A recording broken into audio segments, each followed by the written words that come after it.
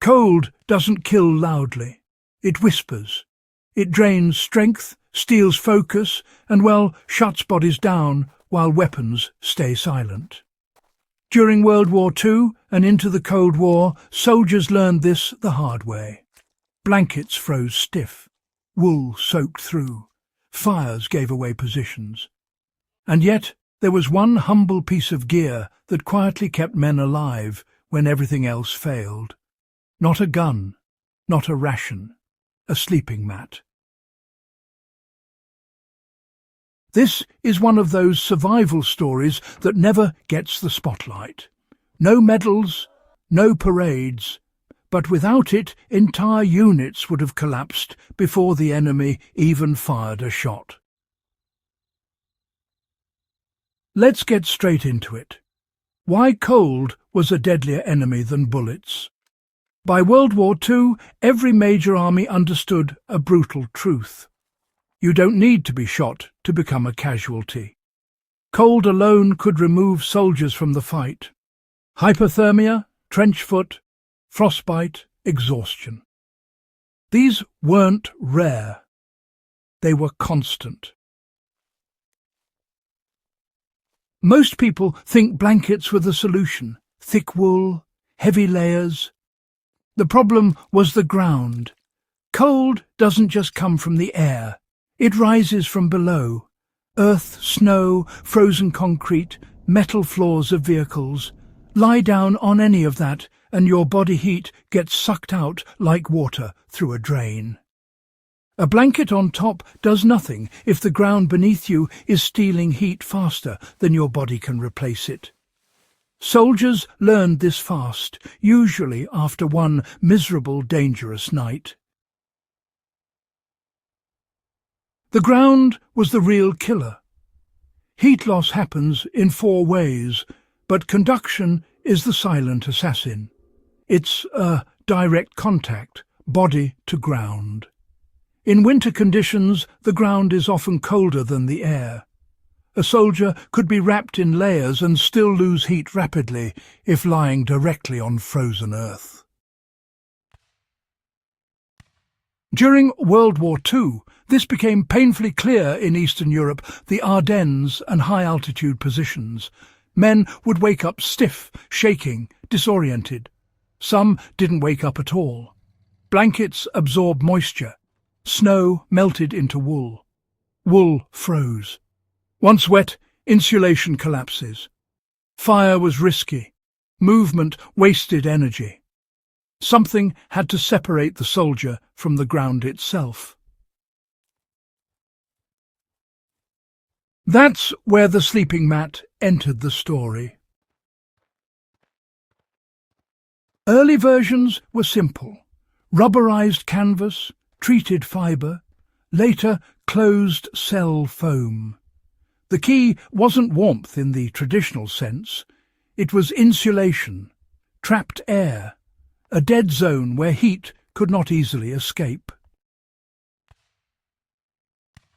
From World War II lessons to Cold War doctrine.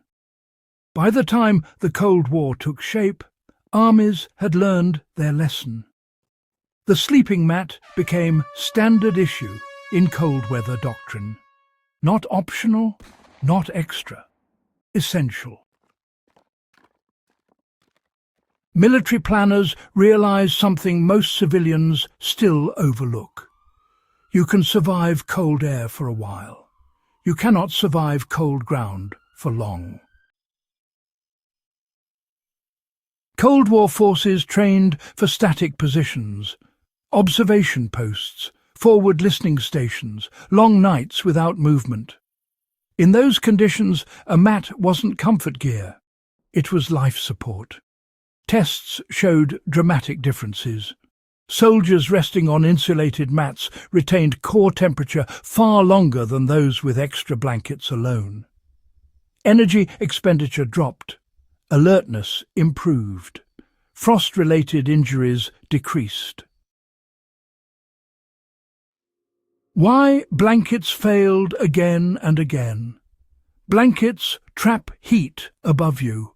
They do nothing below. Worse, they compress under body weight.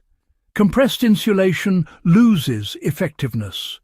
Wool, cotton, even fur. Once flattened, they stop trapping air. The sleeping mat didn't absorb water the same way. It resisted compression. It maintained that thin but critical air barrier. This is why veterans often said they'd give up extra food before giving up their ground insulation. Hunger hurts. Cold kills. Here's the part history books don't emphasize enough. A warm soldier is a sharper soldier. Better decisions, faster reactions, higher morale.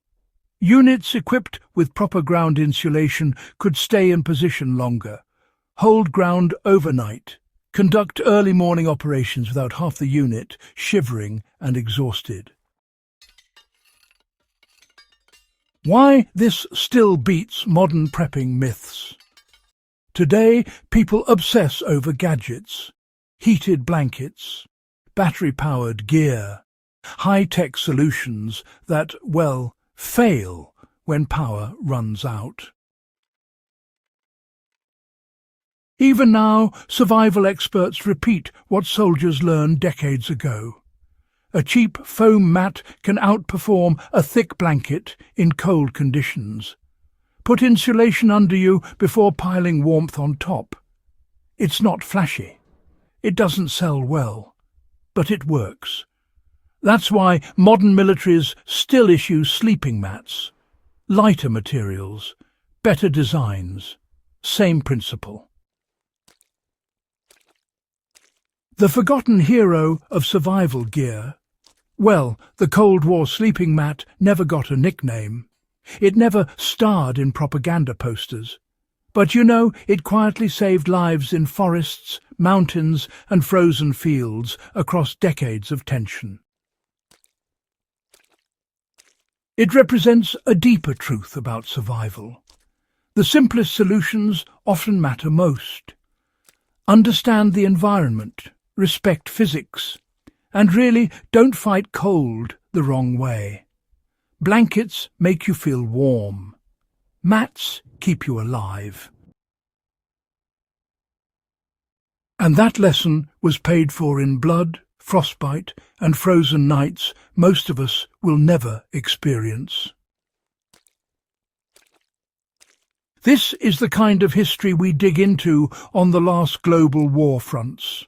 The overlooked details, the quiet gear, the survival lessons that still matter today.